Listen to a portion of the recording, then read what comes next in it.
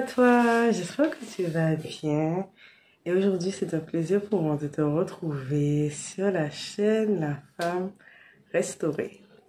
Alors, donc aujourd'hui, nous allons parler comme thème: ne nous lassons pas de faire du bien et nous allons moissonner au temps favorable. Donc, je vais parler de pas mal de choses avec vous. Donc, guidée par la parole de Dieu et par rapport à mon expérience. Donc durant plusieurs temps de désert que j'ai eu à passer, le Seigneur, en fait, il a vraiment travaillé mon cœur dans l'humilité, dans la souffrance. Et car avant, comme on dit chez nous aux Antilles, je me prenais pour, on va dire, femme forte, femme poteau mi-temps. Et vous savez, quand vous venez dans un contexte familial, notamment aux Antilles, il y a beaucoup de femmes qui se retrouvent malheureusement célibataires, abandonnées par leurs compagnons, ou des familles recomposées. Donc les femmes, elles ont tendance à prendre cette place, du père et en même temps de la mère. Et puis, sans se rendre compte, avec le temps, on finit, ça finit par créer un déséquilibre. On a envie d'être la mère, d'être le père. Il faut savoir que le Seigneur, il a créé l'homme et la femme. Chacun, ils ont leur rôle. Et donc voilà. Donc, comme je le disais, voilà, donc chaque être humain, chaque homme, chaque femme, il a été créé pour, voilà, pour un but. Et il faut savoir que la femme, elle ne peut pas remplacer l'homme et l'homme, il ne peut pas remplacer la femme. Il y a des choses que la femme sera habilitée à faire que l'homme ne pourra pas. Du moins pas comme une femme qui a l'instinct maternel. Voilà. Et car Dieu, il nous dit dans Genèse, voici cette fois-ci qui est os de mes os et chair de ma chair. On l'appellera femme parce qu'elle a été prise de l'homme. Donc, la femme n'est pas faite pour être seule. Donc, le Seigneur, en fait, il a créé la femme et l'homme afin qu'il y ait un équilibre. Afin qu'il y ait une complémentarité. Et puis, malgré que ma mère, elle a essayé de faire tout ce qu'elle pouvait pour jouer le rôle du papa et jouer le rôle de la maman, mais ça n'a pas été facile. Hein. On a toujours senti cet accent sur le manque du père. Donc, voilà, donc, ayant été élevée dans ce contexte, voilà, femme forte, femme qui a su, du moins, se débrouiller toute seule. Donc, on arrive au bout d'un moment avec cette mentalité d'autosuffisance. J'ai besoin de personne, j'ai pas besoin d'homme dans son inconscient. Et puis,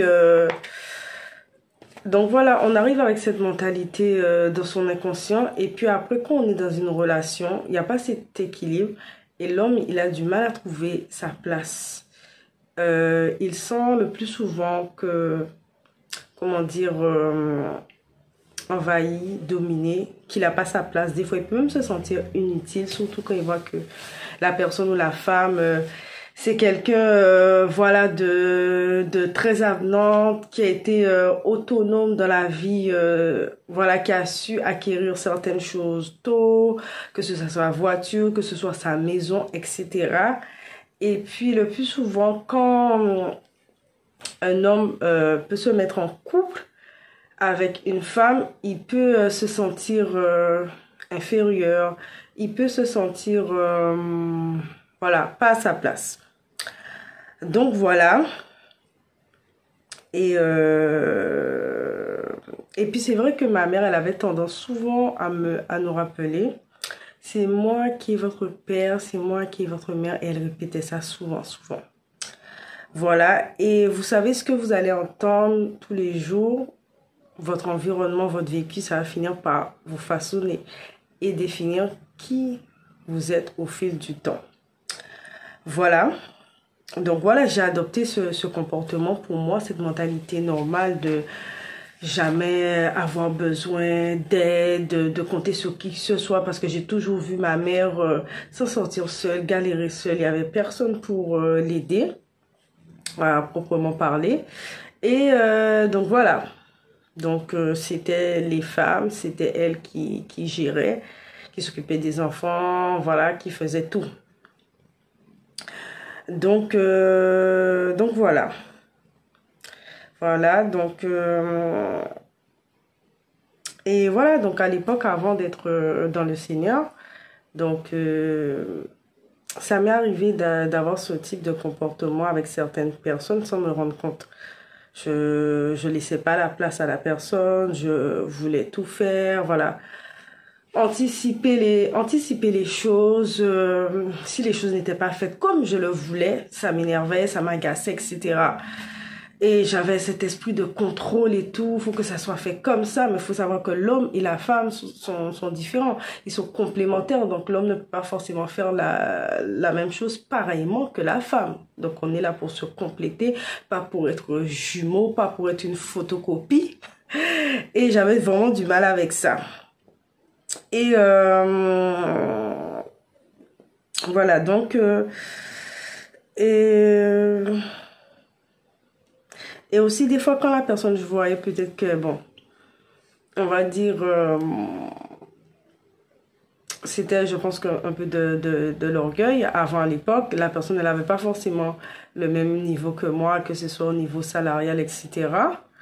Et donc, du coup, des fois, surtout pour une femme qui va devoir tout gérer, ou ce compagnon ne travaille pas, etc.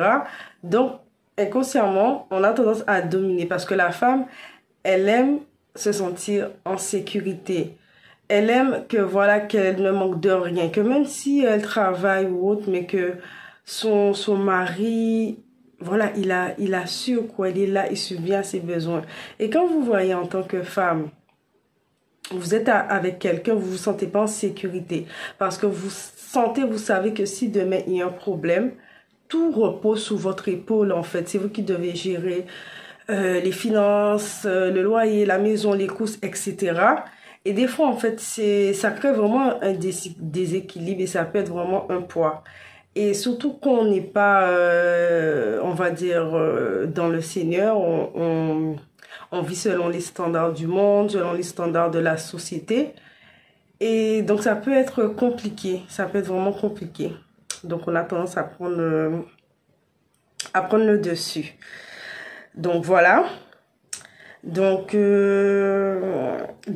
c'est vrai que, voilà, donc à l'époque, on va dire, pour moi, je me disais, je me suis faite seule. J'avais ma maison, j'avais mon travail, voilà. J'avais acquéri tous mes biens seule à la sueur de mon front. Donc quand cette personne à l'époque était venue dans ma vie, elle avait un peu pas son mot à dire.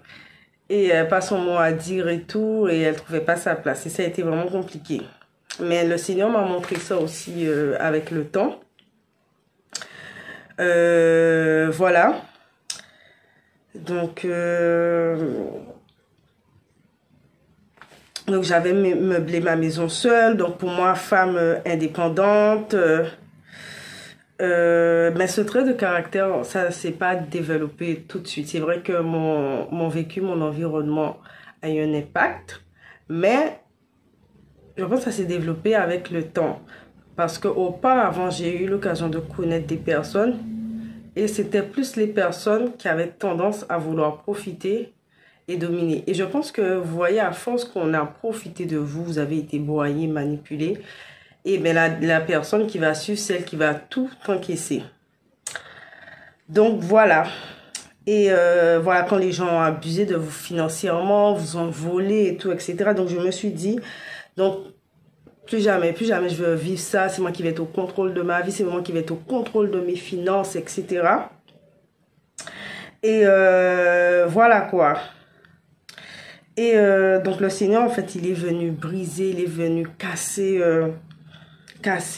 mon orgueil, on va dire, de femme forte, de femme potomitan, qu'on appelle aux Antilles. Et voilà, quand j'ai tout perdu, ça je l'avais déjà parlé précédemment dans une vidéo, quand j'avais tout perdu, mon travail, etc. Sans ressources, je me sentais vraiment, vraiment vulnérable. Parce que c'est vrai qu'auparavant, j'ai pu connaître des situations difficiles, mais pas un stade aussi extrême. Vous avez cette sensation quand vous n'êtes plus au contrôle de votre vie. En fait, vous n'avez plus le contrôle, vous n'avez plus la main sur quoi que ce soit. Vous avez beau prier, vous avez beau jeûner, vous avez beau faire des démarches et tout se bloque, tout s'oppose en face de vous. Vous n'avez pas de travail, toutes les portes se ferment. Toutes les portes se ferment. Et ça a été vraiment difficile, ça a été vraiment un choc. Et moi, étant une personne de nature, voilà, donc, ils m'ont pas demandé de l'aide. Et mais à contrario, quand par exemple une personne est dans une difficulté, j'allais toujours être là à aider, à l'accompagner, à venir en aide. Et mais quand c'était mon cas, voilà, je disais non, ça va, gentiment. Je refusais de l'aide. Or que des fois, j'en avais vraiment besoin. Et puis arrivé un moment où je n'avais vraiment plus rien. J'étais vraiment dans une grande détresse, dans une galère. Je priais à Dieu, le Seigneur ne me répondait pas. Silence radio et tout. Et je disais, mais Seigneur, tu me fais quoi là? Qu'est-ce que tu me fais? Je comprends pas. Qu'est-ce que tu me fais? Et puis, il me dit, mais j'ai mis des personnes autour de toi pour t'aider. En fait, pourquoi tu n'acceptes pas l'aide? Qu'est-ce que tu vas faire maintenant, Veli? Tu vas mourir de faim?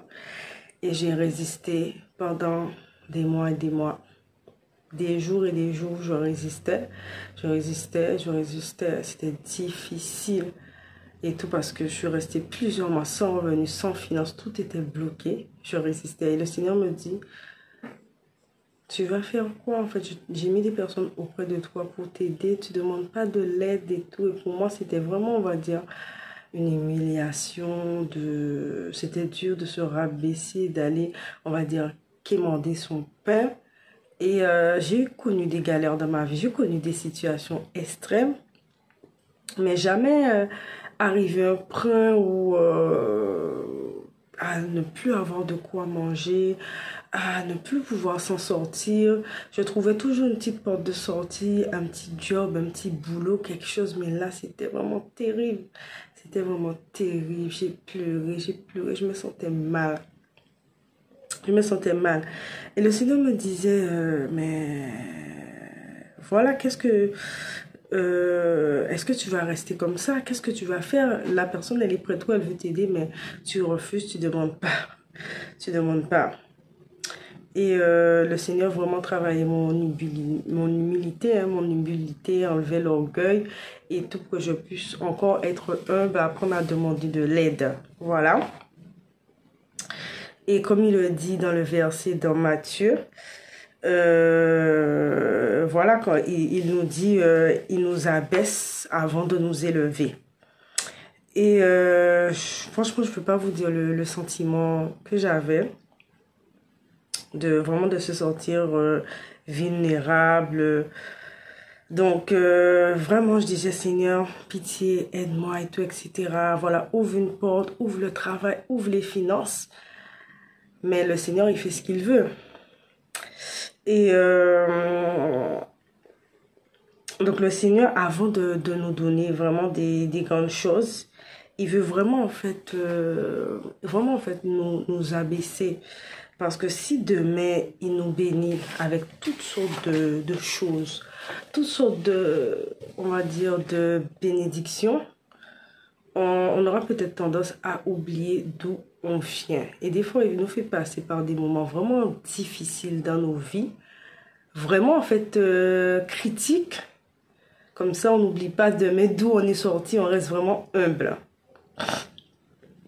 Parce que des fois, quand on est rempli d'orgueil, on oublie d'où on vient, on devient madame je ne sais quoi, je ne sais qui. Donc, on a tendance à mépriser, à rabaisser les gens. Donc, voilà. Donc, tant qu'on n'a pas connu certaines souffrances. Et des fois aussi, cette bénédiction aussi, elle peut devenir notre Dieu, que ce soit l'argent, que ce soit le travail. Et vraiment, le Seigneur veut travailler tout ça, veut travailler notre humilité, veut tester notre foi. Donc, voilà. Et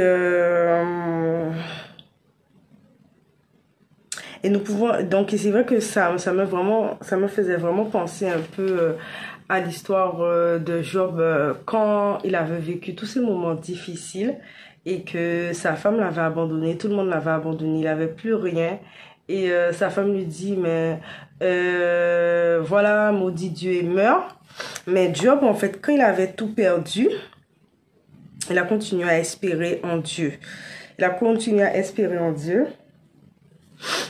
Et à croire en lui, voilà, à ne pas se décourager. Il a tenu ferme. Il a tenu ferme. Et car pour Dieu, en fait, un jour, c'est comme, voilà, c'est comme 1000 ans. C'est comme 1000 ans. Et à la fin, nous pouvons voir comment Dieu, il a béni Job de toutes sortes de bénédictions. Il a été tellement rassasié et tout, de bénédictions dans sa vie. Et donc, Dieu a vu son amour, Dieu a vu sa fidélité, surtout sa foi dans cette difficulté où il était atteint de maladie, il avait tout perdu, ses enfants, etc. Et vraiment, Dieu a vu son cœur, Dieu a vu son amour et tout face à la tentation, face au diable. Et voilà, donc Dieu teste vraiment notre foi, notre fidélité envers lui durant les moments difficile. Donc voilà, donc vraiment restons humbles en fait, restons humbles. Et même que nous continuons malgré les épreuves à persévérer, à croire en Dieu, mais le Seigneur en fait il est là et il ne nous abandonne pas. Et au moment favorable, en fait, il va nous bénir. Il va nous bénir parce que c'est vrai qu'avant, je me disais, oui, Seigneur, j'avais fait pas mal de choses et tout, j'avais aidé les autres, etc. Mais des fois, en fait, quand on fait le bien, on fait certaines choses, on s'attend que ça soit un claquement de doigts du jour au lendemain que le Seigneur va nous bénir. Au moment que on le souhaite, mais c'est pas à ce moment-là, c'est pas avec cette personne-là que le Seigneur va nous bénir. C'est vraiment au moment où on ne va pas s'attendre. Et pas au moment où on va le vouloir, on va le souhaiter et tout. Et mais Dieu, en fait, il va agir au moment favorable. Il va agir vraiment au moment favorable. Et parce qu'il y a certaines bénédictions, j'ai pu le voir au bout de 2 ans, au bout de 5 ans, au bout de 10 ans, que j'ai pu les constater aujourd'hui.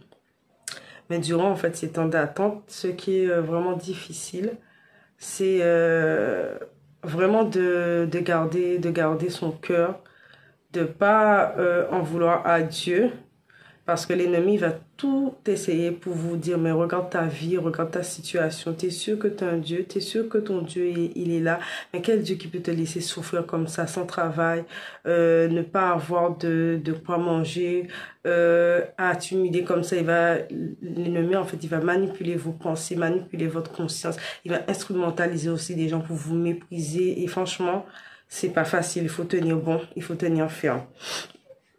il faut tenir ferme et voilà. Et mais franchement, laissez-moi vous dire que quand le Seigneur, il a un plan pour nous, peu importe ce qui se passe, peu importe ce que l'ennemi fait, tôt ou tard, la volonté de Dieu va s'accomplir dans notre vie. Donc, voilà. Et personne ne va empêcher sa gloire. Mais des fois, quand nous vivons certaines choses, on doit se poser la question vraiment... Seigneur, est-ce que c'est ta volonté? Est-ce que parce que j'ai fait quelque chose contre toi? Est-ce que c'est une malédiction? Vraiment se remettre en question. Ne pas rester là à subir les choses. Si c'est la volonté de Dieu, gloire à Dieu. Et nous devons obéir, apprendre ce que nous devons apprendre durant cette épreuve afin de pouvoir passer à autre chose. Donc voilà. Voilà, parce que c'est vrai que quand vous êtes là, vous vivez certaines difficultés et vous savez pas en fait si c'est le plan de Dieu, si c'est une désobéissance ou une malédiction. Il y a beaucoup de gens qui restent là pendant des années, elles errent dans le désert et elles passent aussi bien souvent à côté de leur destinée, à côté du plan que Dieu a pour elles, à côté de leur saison et surtout aussi la saison prophétique parce que vous savez, il y a un moment donné où le Seigneur, il viendra vous visiter. Il a un moment spécifique qui vient visiter chaque personne, son temps à lui, le temps de Dieu, le temps Kairos de l'Éternel. Et si on n'est pas attentif à ça, ben les années vont passer, les mois vont passer, on va tourner en rond. On ne sera pas attentif à l'être, à ce qui se passe dans le monde spirituel. Donc c'est vraiment important. Car oui, en fait, les malédictions, elles existent. Et comme je l'avais expliqué précédemment dans une vidéo, où dans notre famille, on était en proie à plusieurs maux. On avait du mal à réussir dans les études. Pour se marier, c'était compliqué, etc. Toutes sortes de choses. Voilà. Et voilà, donc c'était vraiment, vraiment compliqué. On n'arrivait pas à réussir. Et puis... et j'ai vraiment dû chercher, j'ai vraiment dû interroger Dieu, persévérer dans le jeûne, persévérer dans la prière. Et des fois, en fait, on doit arriver à un moment, on est vraiment révolté de cette situation-là. Parce que vraiment révolté de se dire que non, j'en ai assez, je ne veux plus vivre ça, persévérer dans le jeûne, dans la prière, jusqu'à temps, en fait, que Dieu nous réponde. Parce qu'il n'y aura pas toujours une personne là pour se battre pour nous, pour prier pour nous, un pasteur ou un homme de Dieu. Car nous-mêmes, on connaît mieux notre situation, notre souffrance et ce que nous vivons chaque jour au quotidien. Et vous savez, il y a des situations, des révélations que le Seigneur m'a données, qu'il n'a jamais dit un homme ou une femme de Dieu. Et des fois qu'on pouvait prier pour moi, il y avait certaines révélations, certaines choses, mais ça n'a rien à voir comparé à tout ce que le Seigneur a pu me révéler en 5 ans par les jeûnes, par la prière. Et c'est vraiment, il faut avoir cette foi, il faut avoir cette détermination, cette rage de connaître la vérité, de savoir d'où l'on vient, le passé de sa famille pour pouvoir avancer. Parce que quand tu sais d'où tu viens, tu sais où tu vas. Mais si tu ne connais pas ton histoire, ben en fait, c'est comme si tu marches dans le néant, tu marches sans vision. Et quand tu connaîtras ton passé, tu vas savoir où tu vas. Et par rapport à toutes ces révélations, j'ai pu faire comprendre pas mal de choses dans ma vie, prier en conséquence, et briser les chaînes générationnelles, etc. Comme je l'avais expliqué précédemment, je crois, dans une vidéo. Voilà, briser les chaînes générationnelles pour que ça ne se perpétue pas sur les générations à venir. Donc voilà, donc on peut passer par beaucoup de choses parce qu'il y a des choses que le Seigneur va vouloir nous révéler à nous-mêmes en intimité, dans le secret, à personne. Parce qu'il y a des choses vraiment qui sont intimes dans votre vie, qui sont profondes, des choses que peut-être que votre famille a fait, votre père, votre mère, votre génération, et c'est à vous personnellement, le Seigneur veut que vous ayez cette intimité. Il veut pas que vous allez vous accrocher à un homme, à un pasteur, à une femme. Oui, il va mettre des personnes autour de vous pour vous aider, pour vous accompagner, pour vous guider pendant un certain temps. Mais il y aura aussi un travail personnel à faire de votre part, en profondeur, dans la prière, dans le jeûne. Et ça ne va pas être facile, mais le Seigneur mettra aussi des personnes autour de vous pour vous aider, pour vous accompagner. Mais la recherche vraiment doit être personnel. Parce que le Seigneur veut vraiment avoir cette intimité, cette communion cœur à cœur avec lui, qu'on ne fasse qu'un. Donc voilà, donc c'est ça, donc voilà, et puis vraiment persévérer, ne pas abandonner, continuons en fait à faire le bien, même si que des fois les situations que nous vivons peuvent démontrer le contraire, mais se dire que voilà, que c'est le Seigneur qui a le dernier mot sur nos vies, et si on est dans son plan, dans sa volonté, ben rien ne va empêcher que les choses s'accomplissent au temps marqué. Et le Seigneur permet chaque situation pour un but. C'est pas là pour nous faire du mal, pour nous détruire, mais il peut pas nous faire passer à une étape suivante dans notre vie s'il y a certaines choses qu'il n'a pas brisées, qu'il n'a pas cassées, qu'il n'a pas démolies, pour pas que quand nous arrivons au sommet, les géants, les Goliaths, en fait, les tentations que peut-être que nous avons maintenant ne sont pas, comment dire, ça aurait rien à voir avec les tentations quand vous devenez une personne qui est célèbre, quand vous devenez une personne qui est connue. Ces situations-là, si vous les avez pas résolues, vous les avez pas traitées, ben vont vous attendre au sommet plus haut et pour pouvoir vous rattraper. Et la chute, en fait, qui va arriver quand vous serez au sommet, ça sera encore plus compliqué de se relever. Et vraiment, en fait, laisser le Seigneur traiter ces choses en amont. Des fois, c'est difficile quand on doit faire face à certaines réalités. Quand le Seigneur peut-être nous dit d'aller pardonner à des personnes et c'est compliqué, des fois, on se dit, oui, le Seigneur, tu me dis de faire ci, tu me dis d'aller pardonner à certaines personnes, elle ne dit jamais pardon et tout, etc.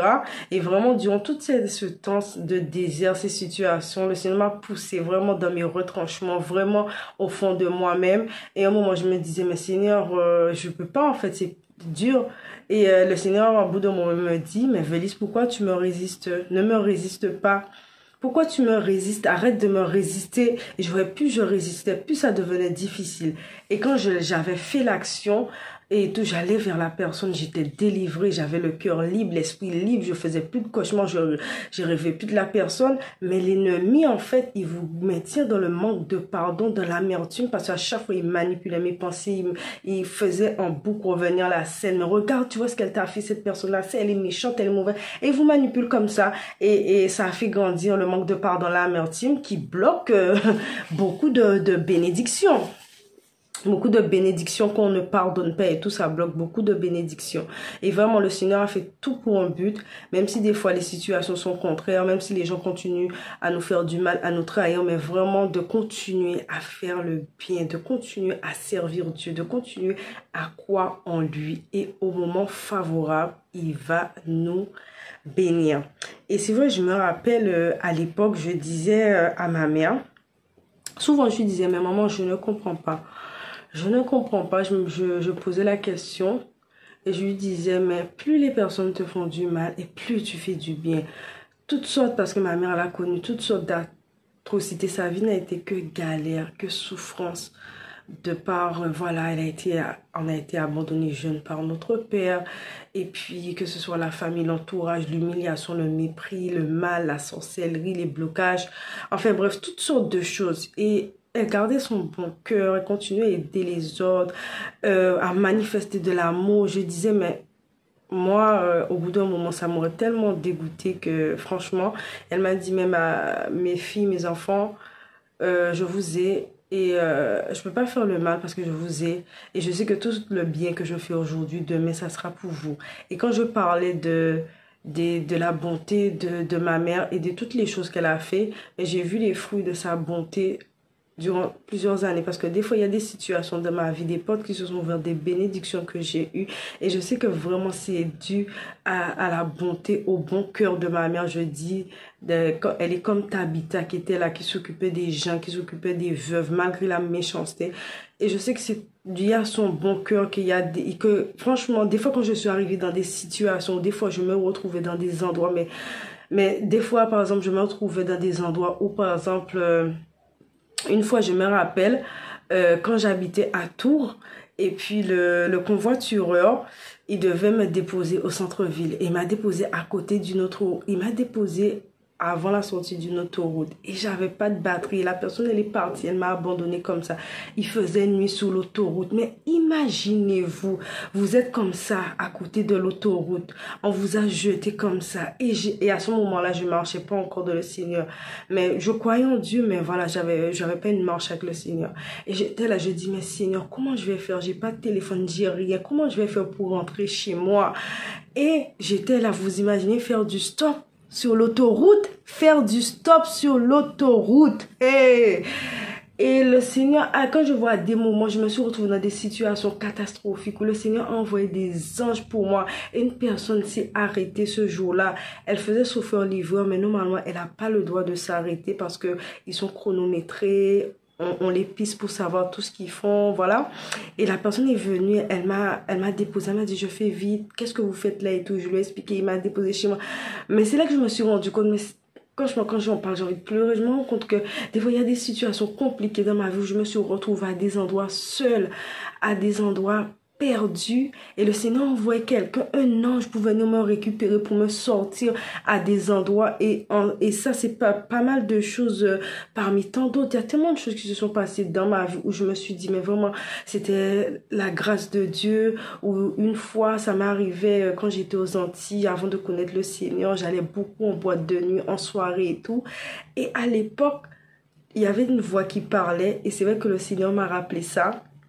Quelques temps après, j'ai eu cette vision et je me rappelle quand j'allais en soirée ou j'allais en boîte de nuit et tout, etc. Et il y avait des jeunes qui rentraient avec des fusils dans la soirée et je voyais ça. Et j'entendais la petite voix de Seigneur qui me disait, mais Velise, c'est pas ta place, c'est pas là, c'est pas ce que je veux pour toi. Et à l'époque, je me disais, mais voilà, et c'est quoi ça? C'est une voix.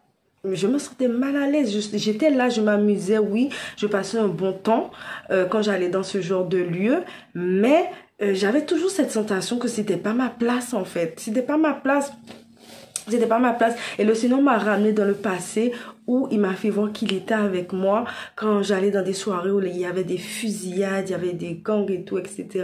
Et il m'a fait voir en fait qu'il était là en fait avec moi. C'est vrai que j'ai vécu beaucoup de choses catastrophiques quand j'étais jeune aux Antilles. J'aurais encore pu mal finir, mais il m'a fait voir en fait que à certains moments, il était là avec moi. Il y a eu tellement aussi de situations, parmi tant d'autres.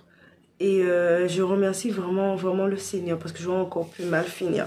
Et donc, du coup, voilà, et ma mère, elle me disait ça. Elle me disait ça et tout.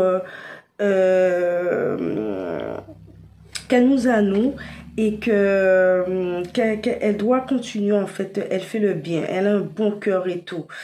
Et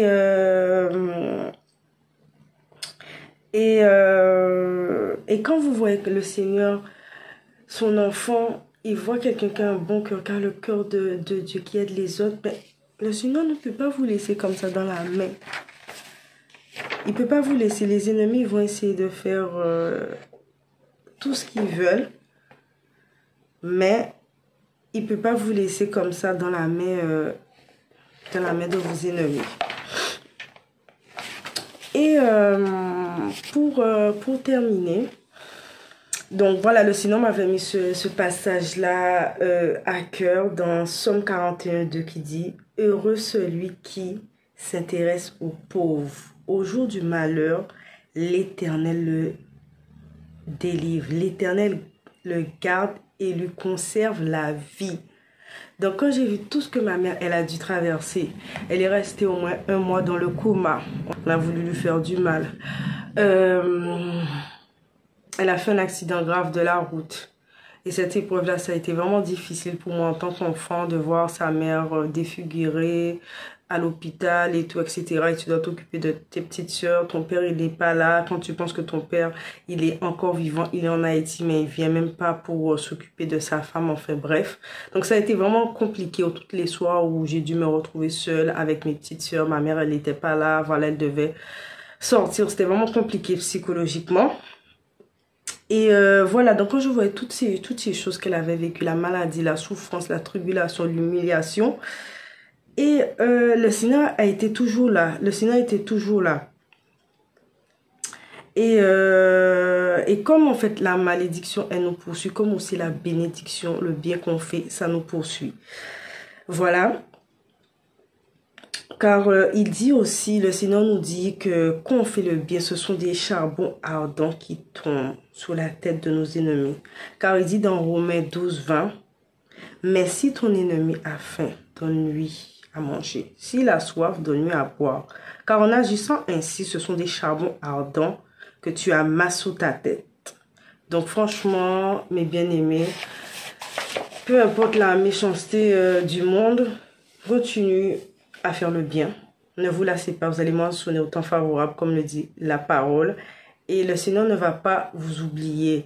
Il ne va pas vous oublier, il va voir vos bonnes œuvres. Parce qu'il y a un passage dans la Bible qui dit, en fait, il y a le livre de vie. Et il y a tout ce qu'on fait, c'est marqué le bien et le mal. Et au temps favorable, le Seigneur va envoyer un ange, va envoyer quelqu'un pour vous aider. Mais dans chaque situation, il veut nous travailler, il veut qu'on ait confiance en lui, il veut qu'on ait ce détachement-là, que ce soit de l'argent, que ce soit du travail, que ça ne devienne pas notre Dieu, que si nous bénit demain, que ça ne prenne pas la place de Dieu dans notre cœur et que ça finit par nous détruire. Ces choses du monde qui sont vraiment éphémères. Et le Seigneur vraiment a travaillé mon cœur, a travaillé mon humilité parce que ça a été dur pour moi d'aller vers certaines personnes, d'aller demander de l'aide, de dire que j'avais faim, demander de prêter de l'argent, de rembourser. Tu te sens vulnérable. Moi qui étais quelqu'un qui demandait jamais aux gens, qui vivait, on va dire, sa vie avec ce qu'elle avait confortablement, qui s'en sortait, qui n'était pas riche, mais qu'elle avait une situation convenable, et de me retrouver comme ça plus bas que terre, ne pas avoir de quoi manger, ne pas trouver de travail, tout se fermait auprès de moi. Et là, vraiment, le Seigneur a travaillé mon cœur, a travaillé mon humilité, à être vulnérable.